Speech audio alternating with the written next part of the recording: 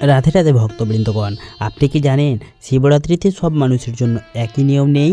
বিবাহিত ও অবিবাহিতদের জন্য শাস্ত্রে আলাদা নির্দেশ রয়েছে। আর মাত্র একটি ভুল রঙের কাপড় পরলে আপনারা সারা রাতের সাধনা বৃথা হয়ে যেতে পারে।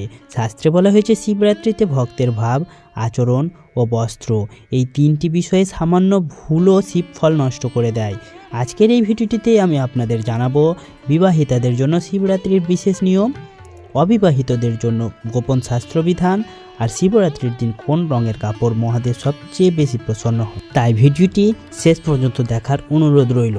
আর শেষের অংশটি অবশ্যই মন দিয়ে আপনাদের শুনতে হবে। আর আপনারা যদি আমাদের চ্যানেলে নতুন হয়ে থাকেন, চ্যানেলটিকে সাবস্ক্রাইব করে রাখুন, ভিডিওটিতে একটি লাইক দিয়ে ভিডিওটিকে শেয়ার করে দিন, আর কমেন্ট বক্সে ভক্তি ভরে লিখে দিন ওম নমঃ শিবায়। প্রথমেই বলি, শিবরাত্রি কোনো সাধারণ ব্রত নয়। শাস্ত্রে বলা হয়েছে স্কন্দ পুরাণ, শিব পুরাণ ও লিঙ্গ পুরাণ অনুযায়ী এই রাতেই ভগবান শিব নিরাকার থেকে সাকারে প্রকাশিত হন। এই রাতে জীবাত্মা ও পরমাত্মার সংযোগ সবচেয়ে সহজ হয়। এই কারণে এখানে যা খুশি তাই করলে হবে না। এখানে সবাই এক নিয়মে চলবে না, বরং শিব নিজেই ভক্তের অবস্থান অনুযায়ী তার উপাসনার পথ ঠিক করে দিয়েছেন। কেন বিবাহিত ও অবিবাহিতদের জন্য আলাদা নিয়ম? এই প্রশ্নটা অনেকেই করেন।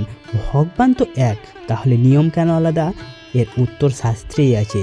শিবপুরাণ বলে বিবাহিত ব্যক্তি সংসার ধর্মে আবদ্ধ, আর অবিবাহিত ব্যক্তি সাধনা ধর্মে প্রবণ। এই দুই অবস্থার সাধনা এক হতে পারে না। অর্থাৎ বিবাহিত ব্যক্তি শিবের কাছে চায় সংসারের রক্ষা, শান্তি ও স্থিতি, আর অবিবাহিত ব্যক্তি শিবের কাছে চায় যোগ্য জীবনসঙ্গী ও আত্মশুদ্ধি। এই কারণেই তাদের উপবাস, তাদের আচরণ, এমনকি তাদের পোশাকের রঙও আলাদা।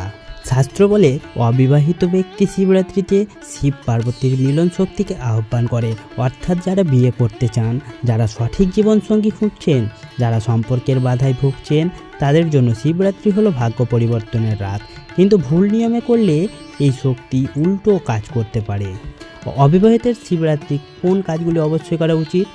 সারাদিন সংযম পালন, অকারণ কথা, ঝগড়া, রাগ এড়ানো, মিথ্যে এবং কটু কথা ত্যাগ, অন্তত একবার ওম নমঃ শিবায় জপ।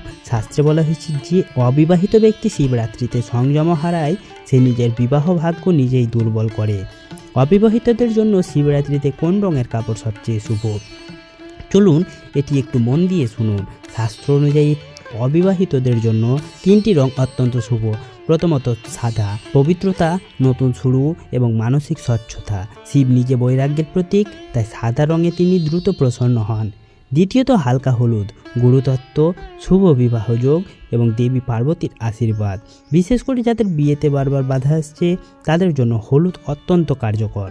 আর হালকা কমলা, কিন্তু গেরুয়া নয়, সাধনা ও আত্মশুদ্ধি। তবে মনে রাখবেন, গাঢ় গেরুয়া শুধুমাত্র সন্ন্যাসীদের জন্য, তাই গেরুয়া নয়, হালকা কমলা। অবিবাহিতদের জন্য কোন রং একদম নিষিদ্ধ? চলুন জেনে নিই। কালো, গাঢ় লাল এবং নীল রং। শাস্ত্রে বলা হয়েছে শিবরাত্রিতে অবিবাহিত ব্যক্তি কালো বস্ত্র পরলে বিবাহযোগ বিলম্বিত হয়। এই ভুলটা প্রায় অনেক মানুষ করে থাকেন। এবার চলুন আমরা জানব বিবাহিতদের শিবরাত্রি কেন আরও সংবেদনশীল। শাস্ত্রে বলা হয়েছে বিবাহিত ব্যক্তি যখন শিবরাত্রিতে উপাসনা করে, তখন সে একা নয়, তার সঙ্গে তার পুরো সংসারের ভাগ্য শিবের সামনে উপস্থাপিত হয়। অর্থাৎ আপনি একা উপবাস করছেন না, আপনার স্বামী বা স্ত্রী, সন্তান, সংসার সব কিছু মিলিয়ে শিবের সামনে দাঁড়াচ্ছেন। এই কারণে সামান্য ভুল বড় ফল, সামান্য শুদ্ধতা বিশাল আশীর্বাদ। বিবাহিতদের শিবরাত্রির মূল উদ্দেশ্য কি? অনেকেই ভুল বোঝেন, শুধু ইচ্ছে পূরণ, শুধু মানত, শুধু লোক দেখানো ব্রত। কিন্তু শাস্ত্র বলে বিবাহিতদের শিবরাত্রির মূল উদ্দেশ্য হলো স্বামী স্ত্রীর বন্ধন দৃঢ় করা এবং সংসারের ত্রুটি শুদ্ধ করা। এই কারণে বিবাহিতদের উপাসনা শিব পার্বতী যুগলভাবে করতে হয়। শুধু শিব নয়, পার্বতীকেও মানাতে হয়। শিবরাত্রিতে বিবাহিতদের সবচেয়ে বড় ভুল, যে ভুলটা প্রায় মানুষ করে থাকেন, উপবাস করেও সারাদিন ঝগড়া করেন, মনে মনে অভিযোগ করেন, স্বামী স্ত্রীর মধ্যে অহংকার দেখা যায়।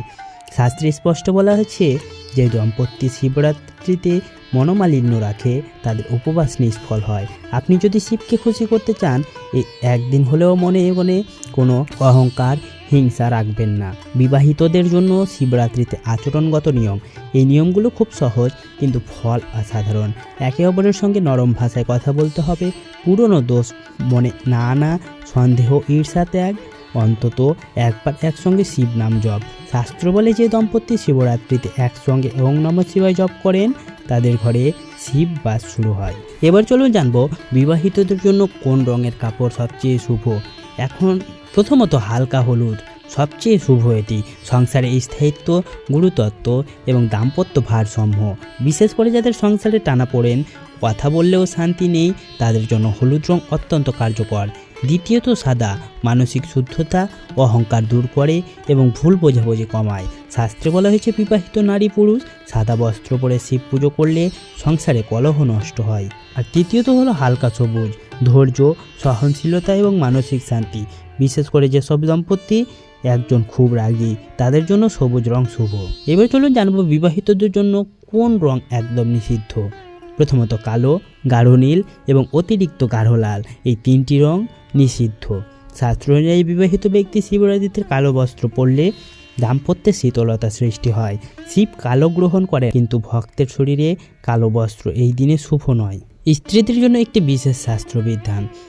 শাস্ত্রে বলা হয়েছে শিবরাত্রিতে বিবাহিত নারী যদি অহংকার ত্যাগ করে তবে পার্বতী স্বয়ং তার রক্ষাকর্ত্রী হন।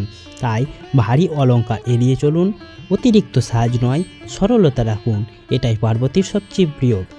স্বামীদের জন্য একটি কঠিন কিন্তু ফলদায়ক নিয়ম। শাস্ত্রে স্বামীদের জন্য বলা হয়েছে স্ত্রীর সম্মান বজায় রাখা, কটু কথা না বলা, সেই দিন স্ত্রীকে কষ্ট না দেওয়া। কারণ যে পুরুষ শিবরাত্রিতে স্ত্রীকে কষ্ট দেয় সে অজান্তেই শিবের বিরাগ ডেকে আনে। শাস্ত্রে বলা হয়েছে শিবরাত্রিতে ভক্ত যে রং ধারণ করে সেই রঙই তার অন্তরের অবস্থাকে প্রকাশ করে। অর্থাৎ আপনি যা পড়ছেন সেটাই শিবের কাছে আপনার মনের ভাষা।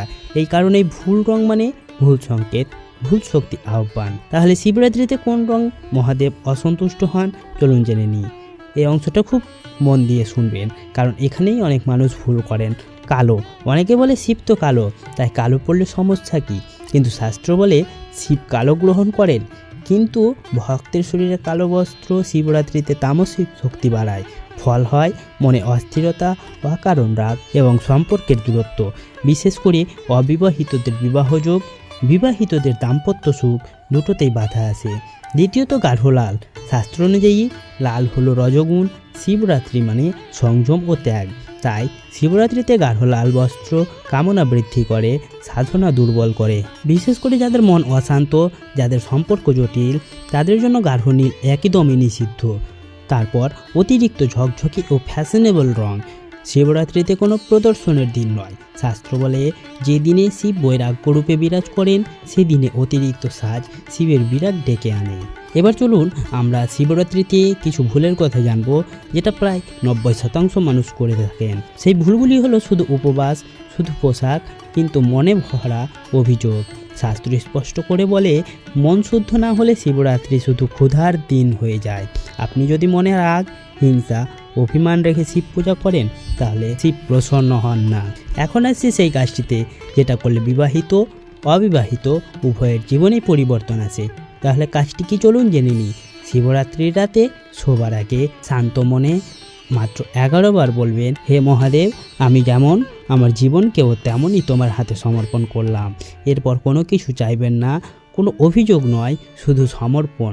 শাস্ত্রে বলা হয়েছে যে ভক্ত শিবরাত্রিতে দাবি নয় সমর্পণ করে, শিব তার জীবনের দায়িত্ব নিজে নিয়ে নেন। আপনি অবিবাহিত হন বা বিবাহিত, শিবরাত্রি কোনো ভয়ের দিন নয়, শিবরাত্রি কোনো কষ্টের দিন নয়, এটা শিবের সঙ্গে সম্পর্ক ঠিক করার রাত। যেদিন অহংকার কমে, অভিযোগ নীরব হয়, মন নরম হয়, সেদিন শিব নিজেই কাছে আসেন। ভক্তবৃন্দগণ, এই ভিডিওটি যদি আপনাদের একটুও ভালো লেগে থাকে তাহলে অবশ্যই ভিডিওটিতে একটি লাইক দেবেন। আমাদের চ্যানেলে নতুন হয়ে থাকলে চ্যানেলটিকে সাবস্ক্রাইব করে ভিডিওটিকে পরিচিতদের সাথে শেয়ার করে দেবেন। আর কমেন্ট বক্সে ভক্তি ভরে লিখে যাবেন ওং নমঃ শিবায়। ধন্যবাদ।